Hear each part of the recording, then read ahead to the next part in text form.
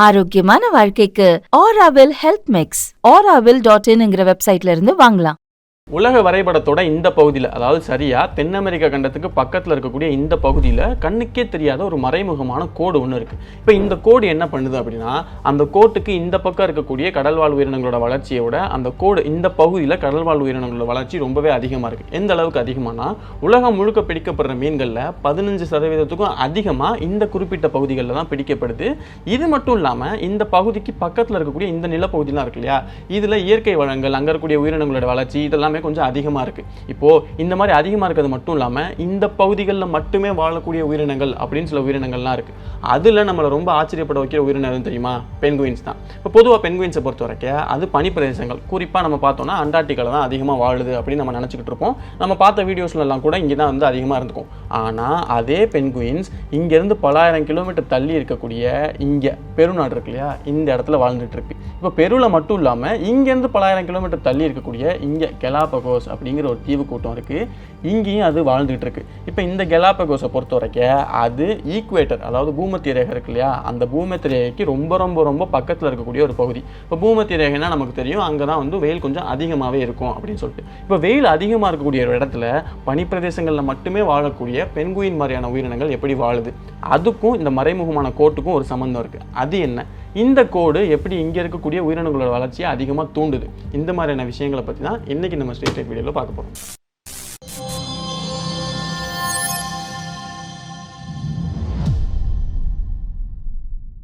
இப்போ இந்த பகுதியில் உயிரினங்களோட வளர்ச்சி அதிகமாக இருக்குது அப்படிங்கிறதே இந்த பகுதியை சேர்ந்தவங்களுக்கு நல்லாவே தெரிஞ்ச விஷயமா தான் இருந்திருக்கும். ஆனால் இந்த பகுதியை தாண்டி மற்றவங்களுக்குலாம் இது எப்போ தெரிய வந்துச்சு அப்படின்னு பார்த்தோம்னா 16ஆம் நூற்றாண்டில் தான் ரொம்ப எல்லாருக்குமே தெரிய ஆரம்பிச்சிச்சு. ஏன் அப்படின்னு பார்த்தோம்னா, இப்போ ஐரோப்பியர்களை பொறுத்த வரைக்கும் அவங்க கடல் கடந்து வணிகம் பண்ணுறது மட்டும் இல்லாமல், அதுக்காக கடல் பயணம் பண்ணுறது மட்டும் இல்லாமல், அவங்களுடைய சொந்த மதத்தை பரப்புறதுக்காக போகிறது, மற்ற தூர தேசங்களில் என்ன இருக்குது அப்படின்னு தெரிஞ்சுக்கிறதுக்காக போகிறது, இது எல்லாத்தையுமே 13ஆம் நூற்றாண்டுலேருந்தே ரொம்ப அதிகமாக பண்ண ஆரம்பிச்சிட்டாங்க. அப்படி நிறைய பேர் நிறைய தேசங்களை கண்டுபிடிச்ச மாதிரியே 16ஆம் நூற்றாண்டில் ஜாசே தி அகோஸ்டா அப்படிங்கிற ஒரு ஸ்பெயின் நாட்டை சேர்ந்தவர் இந்த பெரு நாட்டுக்கு வந்து சேர்ந்து இந்த விஷயங்களை பற்றி எல்லாம் தெரிஞ்சுக்கிறாரு. இப்போ இந்த பக்கம் நிறைய உயிரினங்கள் வாழுது, இதை தாண்டி இங்கே பக்கம் நிறைய உயிரினங்கள் வாழுது, இது எல்லாமே அவருக்கு தெரிய வருது. இதை பற்றி நல்லாவே டாக்குமெண்ட் பண்ணுறாரு.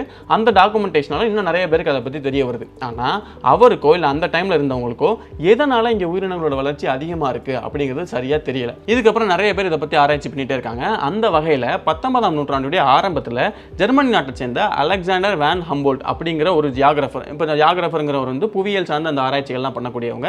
இது போக இந்த ஹம்போல்ட்டுக்கு வந்து நிறைய துறை சார்ந்த அறிவு இருந்திருக்கு. அவர் இந்த பகுதியில் வந்து இந்த பக்கத்தெல்லாம் ஆராய்ச்சி பண்ணி பார்க்குறாரு.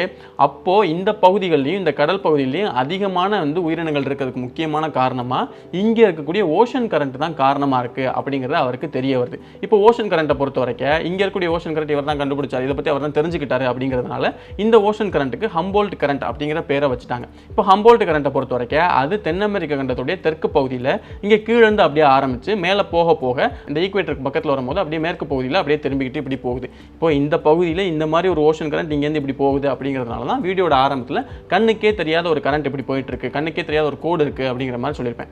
இந்த ஓஷன் கரண்ட் தான் இங்கே இருக்கக்கூடிய உயிரினங்களோட வளர்ச்சி அதிகமாக தூண்டுது. இந்த ஓஷன் கரண்ட்டுடைய காரணமாக தான் இங்கே அண்டார்டிகாலேருந்து பல ஆயிரம் கிலோமீட்டர் தள்ளி இருக்கக்கூடிய ஒரு பகுதியில் பென்குயின்ஸும், அங்கேருந்து பல ஆயிரம் கிலோமீட்டர் தள்ளி இருக்கக்கூடிய ஒரு தீவுகளில் பென்குயின்ஸும் வாழ்ந்துட்டு இருக்கு. இங்கே தான் ஒரு முக்கியமான கேள்வி வருது. இப்போ கடல் நீரோட்டங்கிறது உலகம் முழுக்க தான் இருக்கு.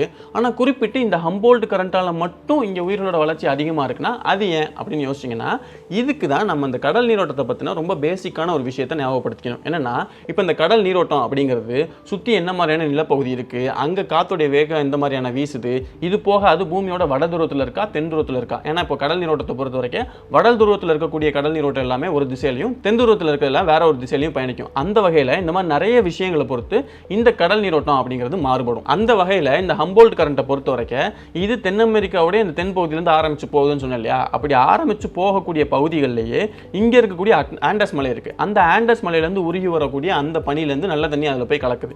இது போக ரொம்ப அதிகமான நல்ல தண்ணி எங்கேருந்து வந்து கலக்குது அப்படின்னு பார்த்தோம்னா, கீழே இருக்கக்கூடிய இந்த அண்டார்டிகாலேருந்து உருகி வரக்கூடிய தண்ணி எல்லாமே அப்படியே மெதுவாக பயணிச்சு போய் இங்கே எல்லாமே கலக்குது. அதனால் இந்த ஹம்போல்ட் கரண்ட்டை பொறுத்த வரைக்கும் அந்த தண்ணி லெஸ் சலைன், அதாவது உப்புத்தன்மை கொஞ்சம் கம்மியாக இருக்கக்கூடிய தண்ணியாகவும், அதே மாதிரி இங்கேருந்து தண்ணியெல்லாம் நல்லா வந்து சேர்றதுனால அது ரொம்பவே ரொம்பவே குளிராக இருக்கக்கூடிய ஒரு ஓஷன் கரண்ட்டாகவும் இருக்குது. இப்போ இந்த 2 காரணங்களால தான் இங்கே உயிரினங்களோட வளர்ச்சி அதிகமாக இருக்கா அப்படின்னு கேட்டோம்னா அது ரெண்டுமே ரொம்ப சின்ன காரணம் தான். அதை விட ரொம்ப முக்கியமான காரணம் தான் அப்வெல்லிங். அதாவது இந்த தென் அமெரிக்க கண்டத்துடைய இந்த பகுதிகளில் சவுத் ஈஸ்ட் ட்ரேட் விண்ட்ஸ், அதாவது தென்கிழக்கு வணிக காற்று, இது வந்து இந்த பக்கம் இந்த கூடிய கரைகளில் வந்து வீசிக்கிட்டு இருக்கு. இப்போ கரைகளில் வீசும்போது என்ன ஆகுது அப்படின்னா இந்த பகுதியில் இருக்கக்கூடிய அந்த கடற்கரையில் அந்த மேல் பரப்பில் இருக்கக்கூடிய தண்ணி எல்லாமே அப்படியே தொடர்ந்து அப்படியே தள்ளப்படுது. அப்படி தள்ளப்படுறதுனால மேல் பரப்பில் தண்ணி கம்மியாகும் போது கீழே இருக்கக்கூடிய தண்ணி எல்லாமே மேலே அப்படியே வந்து சேருது. அப்படி மேலே வரும்போது அது கீழே இருக்கக்கூடிய நைட்ரஜன், ஆக்சிஜன், கீழே இருக்கக்கூடிய ஃபைட்டோ பிளாங்க்டன்ஸ், இந்த குட்டி குட்டி நுண்ணுயிர்கள், இது எல்லாத்தையுமே ரொம்ப அதிகமாக மேலே கொண்டு வருது. இது எல்லாமே மற்ற ஓஷன் கரண்ட்ல நடக்காதா அப்படின்னு கேட்டிங்கன்னா அங்கே எல்லாமே ரொம்ப ரொம்ப ரொம்ப கம்மியாக தான் நடக்கும். அதாவது கீழே இருக்கக்கூடிய நைட்ரஜன், ஆக்சிஜன் இது எல்லாமே தானாகவே மேலே வந்து சேர்றது அப்படிங்கிறது ரொம்ப ரொம்ப கம்மியாக நடக்கக்கூடிய ஒரு நிகழ்வு தான். ஆனால் இங்கே இந்த சவுத் ஈஸ்ட் ட்ரேட் விண்ட்ஸ் காரணமாக கீழே இருக்கக்கூடிய எல்லாம் ரொம்ப அதிகமாக மேலே வந்து சேருது. அதனால மேலே இருக்கக்கூடிய உயிரினங்களுக்கு நிறைய உணவு, நிறைய சத்துக்கள் இதெல்லாமே கிடைக்க ஆரம்பிக்குது. இப்போ இந்த ஃபைட்டோ பிளாங்க்டன்ஸ் எல்லாமே குட்டி குட்டி மீன்கள்லாம் சாப்பிடும். அப்போ அந்த குட்டி குட்டி மீன்கள் எல்லாத்தையுமே பெரிய மீன்கள்லாம் சாப்பிடும். இந்த மாதிரி ஒரு ஃபுட் செயினுக்கு தேவையான ரொம்ப அடிப்படையான விஷயம் ரொம்ப அதிகமாக கிடைக்குது. அப்படிங்கிறதுனால தான் இந்த பகுதியில் இருக்கக்கூடிய மீன் வளர்ச்சி ரொம்பவே அதிகமாக இருக்குது. அந்த வகையில் இங்கே ஆங்கோவிட்டிஸ் அப்படிங்கிற ஒரு மீன் வந்து ரொம்ப ரொம்ப அதிகமாக கிடைக்குது. அது கொஞ்சம் பெருசாகவும் இருக்குது. இப்போ பொதுவாக மீன்களை பொறுத்த வரைக்கும் அது பெரிய பெரிய கூட்டமாக தானே அலையும். அந்த கூட்டங்களில் இந்த ஆங்கோவிட்டிஸ் கூட்டங்கிறது ரொம்ப ரொம்ப பெரிய கூட்டத்தை உருவாக்கக்கூடிய மீன்களில் ஒரு முக்கியமான மீனாக இருக்குது. இப்படி கடல்வாழ் மீன்களுடைய வளர்ச்சி இங்கே அதிகமாக இருக்கிறதுனால அந்த கடல்வாழ் மீன்களை சாப்பிட்டு வளரக்கூடிய அந்த கடல் பறவைகள், அதுக்கப்புறம் இந்த கரைகளில் வாழக்கூடிய சீ லயன், வால்ரஸ், இந்த மாதிரியான உயிரினங்கள் எல்லாமே இங்கே கொஞ்சம் அதிகமாக கிடைக்குது. ஏன்னா வந்து அதில் ஒரு சில உயிரினங்கள் எல்லாமே இந்த கரையில் ஒதுங்கக்கூடிய அந்த மீன்கள் எல்லாம் சாப்பிடக்கூடிய பழக்கம் அதுக்கு இருக்குது. இப்போ இந்த மாதிரியான விஷயங்கள்லாம் இருக்கிறதுனால இங்கனுக்குள்ள அந்த மற்ற உயிரினங்களோட வளர்ச்சியும் அதிகமாக இருக்குது. இது போக இங்கே கடல் பறவைகள்லாம் அதிகமாக வந்து சேருதுன்னு சொன்னேன் இல்லையா? அப்படி வந்து சேரக்கூடிய பறவைகள் எல்லாமே இங்கே இருக்கக்கூடிய மீன்களை சாப்பிட்டுட்டு அதுக்கப்புறம் கரை ஒதுங்கும் போது இந்த பகுதிகளில் தான் வந்து கரை ஒதுங்குது. அப்படி கரை ஒதுங்கும் போது அங்கே சேர்ந்து அங்கே அதோடைய கழிவுகள்லாம் அதிகமாக வந்து வெளியிடுது. இப்போ அதோடைய கழிவுகள் அதிகமாகும் போது அதில் அமோனியா, பாஸ்பேட் இந்த மாதிரியான சத்துக்கள்லாம் இருக்குல்ல, அப்போ அந்த சத்துக்கள் எல்லாம் சேர்ந்து இந்த பகுதியில் இருக்கக்கூடிய எக்கோசிஸ்டமை தொடர்ந்து அதிகமான அளவுக்கு அது வளர்ச்சியாக இருக்கிற மாதிரி பார்த்துக்குது. சரி, இப்போ பென்குயின்ஸோட கதைக்கு வருவோம். இப்போ இந்த பென்குயின்ஸ் நம்ம அண்டார்டிகால தான் இருக்கும்னு அதிகமாக பார்த்துருக்கோம். இதுங்க இங்கெல்லாம் வந்து வாழுது அப்படின்னு சொன்னேன் இல்லையா? இதுக்கு ரொம்ப முக்கியமான காரணம் என்னன்னு பார்த்தோம்னா, இப்போ இங்கே அண்டார்டிகாவோட தண்ணி கலந்து போகிறதுனால இங்கே இருக்கக்கூடிய தண்ணி எல்லாமே ரொம்ப அதிகமான குளிரோட இருக்குன்னு பார்த்தோம் இல்லையா? இப்போ பொதுவாக பென்குயின்ஸை பொறுத்த வரைக்கும் அது பனிப்பிரதேசங்கள்லேயே அதிகமாக வாழுது, அங்கே குளிர் அதிகமாக இருக்குது அப்படிங்கிறதுனால தான். இப்போ அதே வகையில் இந்த இருக்கக்கூடிய தண்ணி எல்லாமே ரொம்ப அதிகமான குளிரோடு இருக்குது அப்படிங்கிறதுனால பென்குயின்ஸால் இந்த பகுதிகளில் அடாப்ட் பண்ணி வாழ முடியுது. இப்போ அந்த பகுதியில் வாழ்றதுக்காக அந்த பென்குயின்ஸ் நிறைய தகவமைப்புகளும் அதோட உடம்புல வச்சிருக்கு. எப்படின்னா, இப்போ இந்த பகுதிகளில் வாழக்கூடிய பென்குயின்ஸோட இந்த பகுதிகளில் வாழக்கூடிய பென்குயின்ஸ் எல்லாமே சைஸில் கொஞ்சம் சின்னதாக இருக்கும். அதோட உடம்புல அந்த ஃபேட் கண்டென்ட், அந்த கொழுப்பு இருக்குல்ல, அது கொஞ்சம் கம்மியாகவே இருக்கும். இது போக வந்து நாய்கள்லாம் இருக்குல்ல, அது எப்படி இந்த மாதிரியான விஷயங்கள்லாம் பண்ணி அதோட ஹீட்டை வந்து குறைச்சிக்கும்ல, அந்த மாதிரி இங்கே இருக்கக்கூடிய பென்குயின்ஸுமே அதோட ஹீட்டை குறைச்சிக்கிறதுக்கான விஷயங்கள்லாம் பண்ணுது. இந்த மாதிரி நிறைய விஷயங்கள் எல்லாம் பண்ணி இங்கே வாழ்றதுக்கு தேவையான மாதிரி தன்னோட உடம்பை மாற்றிக்கிட்டு இந்த பெருப்பகுதிகளில் அதிகமாக வாழுது. இந்த பெருப்பகுதிகளில் அந்த பென்குயின்ஸ் மட்டும் இல்லாமல் இதே மாதிரி இன்னும் நிறைய பறவைகள் எல்லாமே வாழ்ந்து ஒன்றா கூட்டமாக வாழ்ந்துகிட்டு இருக்கு. இப்போ இதை தாண்டி இங்கே இருக்கக்கூடிய கெலாபகஸ் தீவில் வந்து உங்களுக்கு ஈக்குவேட்டர் பக்கத்துலேயே இருக்குது, இங்கேயுமே பென்குயின்ஸ் வாழுது அப்படின்னு சொன்னேன் இல்லையா? இது என்ன கதை அப்படின்னு பார்த்தோம்னா, இப்போ இங்கேருந்து ஹம்போல்ட் கரண்ட் வர மாதிரியே இங்கே பக்கம் இருந்து கிராம்வெல் கரண்ட் அப்படிங்கிற இன்னொரு ஓஷன் கரண்ட்டுமே வந்து சேருது. இப்போ இந்த ஓஷன் கரண்ட்டுமே கொஞ்சம் குளிரான தண்ணியை கொண்டு வந்து சேர்க்குது. அப்படிங்கிறதுனால தான் இது என்னதான் உங்களுக்கு ஈக்குவேட்டருக்கு பக்கத்துலேயே இருந்தாலும் இந்த பகுதிங்கிறது கொஞ்சம் குளிரான ஒரு பகுதியாக இருக்குது. அதை சுற்றி இருக்கக்கூடிய தண்ணியுமே கொஞ்சம் குளிரான தண்ணியாக இருக்குது. அப்படிங்கிறதுனால இந்த பகுதியில், அதாவது இந்த கெலாபகஸ் தீவுலையுமே உங்களுக்கு அதிகமான பென்குயின்ஸை உங்களால் பார்க்க முடியுது. இப்போ இந்த பென்குயின்ஸை பொறுத்த வரைக்கும் இந்த கெலாபகஸ் தீவில் மட்டும்தான் கெலாபகஸ் பென்குயின்ஸை உங்களால் பார்க்க முடியும். அந்த பென்குயின்ஸை உங்களால் இந்த பகுதிகளில் கூட பார்க்க முடியாது. அந்த அளவுக்கு இங்கே இருக்கக்கூடிய பென்குயின்ஸ் உடம்பு ரொம்ப அதிகமாகவே அது வந்து தகவமைச்சு அங்கே வந்து வாழ்ந்துகிட்டு இருக்கு. இப்போ இந்த கெலாபகஸ் தீவில் வந்து பென்குயின்ஸ் மட்டும் இல்லாமல் இன்னுமே நிறைய விசித்திரமான உயிரினங்கள்லாம் வாழ்ந்துட்டு இருக்கு.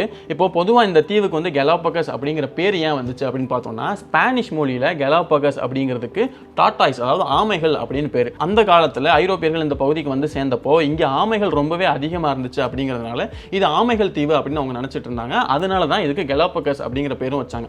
இப்போ இந்த கெலாபகஸ் ஆமைகளை பொறுத்த வரைக்கும் அங்கே 13க்கும் அதிகமான ஸ்பீஷிஸில் வந்து ஆமைகள் இருக்கு. இந்த ஆமைகள் எல்லாமே சைஸ்ல ரொம்ப ரொம்ப ரொம்ப பெருசா மற்ற ஆமைகளை விட ரொம்ப அதிகமான வயசு வாழக்கூடிய ஆமைகளா இருக்கு. நீங்க சைஸ்ல பாத்தீங்கன்னா நம்மளுடைய ஆமைகள்லாம் வந்து இந்த சைஸ்ல இருக்கும். ஆனா அது எல்லாமே இவ்வளவு பெரிய சைஸ்ல அப்படியே கவுந்துக்கிட்டு ஒரு சட்டி மாதிரி அப்படியே கீழே வந்து கடந்துகிட்டே இருக்கும். நீங்க சும்மா போட்டோஸ்லாம் பாத்தீங்கன்னா அந்த மாதிரி நிறைய போட்டோஸும் உங்களால பார்க்க முடியும். அதனால இந்த தீவுக்கு இந்த பேர் வந்துச்சு. இப்போ இந்த கெலாபகஸ் தீவுல பென்குயின் வாழுது அப்படிங்கிறத தாண்டி இன்னொரு ரொம்ப ஆச்சரியமான ஒரு பறவை வாழ்ந்துட்டு இருக்கு. அதுதான் வேம்பயர் ஃபின்ச். இப்போ வேம்பயர்னா நமக்கு நல்லாவே தெரியும், இந்த ரத்தத்தை குடிக்கக்கூடிய ஒரு உயிரினம் அப்படிங்கிறது அந்த ஃப்ளோக்லோர்லாம் நம்ம வந்து கேள்விப்பட்டிருக்கோம். அந்த வகையில் இங்க இருக்கக்கூடிய வேம்பயர் ஃபின்ச்சுங்கிறது அப்படிங்கிறது சைஸில் ரொம்ப ரொம்ப குட்டியாக இருக்கக்கூடிய ஒரு பறவை தான். இப்போ இந்த வேம்பயர் ஃபின்ச்சுமே ரத்தத்தை குடிச்சு தான் வாழுது. எப்போ அப்படின்னா அது பொதுவாகவே இந்த குட்டி குட்டி பூச்சிகள் இந்த மாதிரியான விஷயங்களை தான் பிடிச்சி வாழும். ஆனால் ஒருவேளை அதுக்கு உணவு ரொம்ப கம்மியாக தான் கிடைக்குது அப்படிங்கிற பட்சத்தில் நாஸ்கா பூபி அப்படிங்கிற ஒரு பறவை இருக்குது, சைஸில் கொஞ்சம் பெருசாக இருக்கக்கூடிய பறவை. அந்த பறவைக்கு பின்னாடி போய் நின்றுக்கிட்டு அந்த பறவையோடைய ரெக்கையை தாண்டி அதோட தோலை கொஞ்சம் கொஞ்சமாக பிச்சு அதுலேருந்து ரத்தம் ஒழுக ஆரம்பிக்கும். அந்த ரத்தத்தை குடிச்சு இந்த வேம்பயர் ஃபின்ச்சஸ் எல்லாம் வாழ்ந்துகிட்டு இருக்கு. இதெல்லாமே ஒரு 2 வேம்பயர் ஃபின்ச்சஸ் மட்டும் இல்லாமல் நிறைய சில நேரங்களில் நிறைய வேம்பயர் ஃபின்ச்சஸ் எல்லாம் கூட்டமாக சேர்ந்து இந்த பூபிஸ்லாம் எங்கே அதிகமாக நிற்கிதோ அங்கே போய் அதை மெதுவாக குத்தி அதுலேருந்து ரத்தத்தை குடிச்சு வாழக்கூடிய ஒரு பழக்கம் அதுங்களுக்கு இருக்குது. இப்போ இந்த கேலப்பகோஸ் தீவோட இன்னொரு சிறப்பம்சம் என்ன அப்படின்னு பார்த்தோம்னா, இந்த டார்வின் இருக்கார் இல்லையா, அவர் உலகம் முழுக்க இருக்கக்கூடிய நிறைய பறவைகள் நிறைய விலங்குகள் நிறைய இடங்களுக்கு போய் ஆராய்ச்சிலாம் பண்ணிட்டு இருக்காரு. அந்த வகையில் அவர் இந்த கேலப்பகோஸ் தீவுக்கு வந்து சேரும் போது தான் இப்போ இந்த பகுதியில் வாழக்கூடிய நிறைய உயிரினங்கள் இங்கேயும் வாழுது. ஆனால் இங்கே இருக்கக்கூடிய நிறைய உயிரினங்களுக்கு இங்கே இல்லாத நிறைய சிறப்பம்சங்களும் நிறைய தகவமைப்புகளும் இருக்குது அப்படிங்கிறது அவருக்கு தெரிய வருது.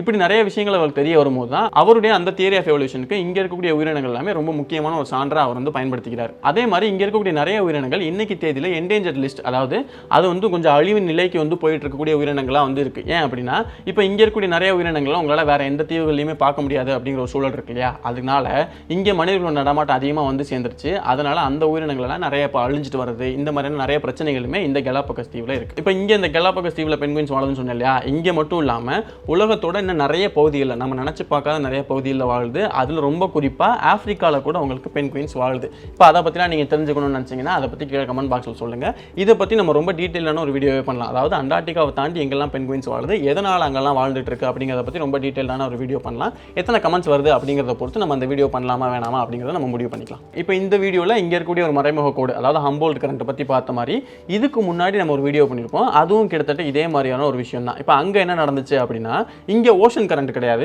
ஓஷன் கரண்ட்டை தாண்டி இங்கேயுமே மறைமுகமான ஒரு தடுப்பு சுவர் மாதிரியான ஒரு விஷயம் இருக்குது. இப்போ தடுப்பு சுவருடைய வேலை என்ன? இந்த பக்கம் இருக்கக்கூடிய விஷயங்கள்லாம் அந்த பக்கம் வரக்கூடாது, ஒரு தடுப்பு மாதிரி இருக்கணும் அப்படிங்கிறதுக்கான தடுப்பு சுவர் இருக்கும்.